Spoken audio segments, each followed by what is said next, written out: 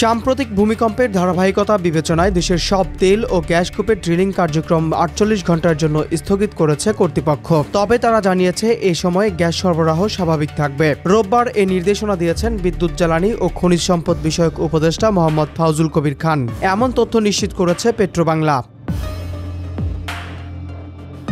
দেশে সাম্প্রতিক ৩২ ঘন্টায় ভূমিকম্পের পুনরাবৃত্তির কারণে সতর্কতামূলক ব্যবস্থা হিসাবে এই সিদ্ধান্ত নেওয়া হয়েছে। জীবন অবাক না করলে কে করবে? 28% মিল্ক ফ্যাটের অবাক করার সাথে ফ্রেশ মিল্ক পাউডার। জীবন অবাক করুক প্রতিদিন। এ বিষয়ে উপদেষ্টা জানিয়েছেন, পরপর কয়েকটি ভূমিকম্প অনুভূত হয়েছে, তাই তেল গ্যাস কূপ কার্যক্রম যেন আর প্রভাবিত না হয় এই বিবেচনায় অনুসন্ধান কার্যক্রম বন্ধ রাখা হয়েছে।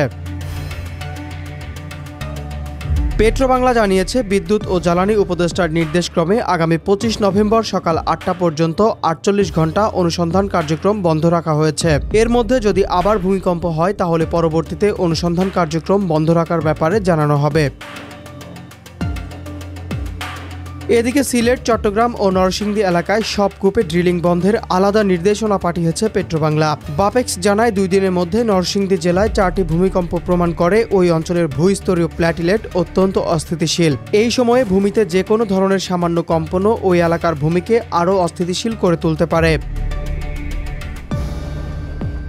এছাড়াও সতর্কতার অংশ হিসাবে ময়মনসিংহ, সিলেট ও চট্টগ্রাম বিভাগের যে কোনো প্রাকৃতিক গ্যাস কূপ খনন কাজও ৪৮ থেকে ৭২ ঘন্টার জন্য সাময়িক বন্ধ করার পরামর্শ দেওয়া হয়েছে।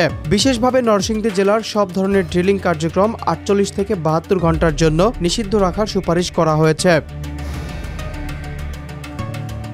এর আগে ২২ নভেম্বর নরসিংদীর পলাশ ও ঢাকার বাড্ডা এলাকায় পরপর কয়েকটি ভূমিকম্প অনুভূত হয়। ২১ নভেম্বর নরসিংদীর মাধবদীতে তীব্র ৫.৭ মাত্রার ভূমিকম্পে ১০ জনের মৃত্যু হয়েছে।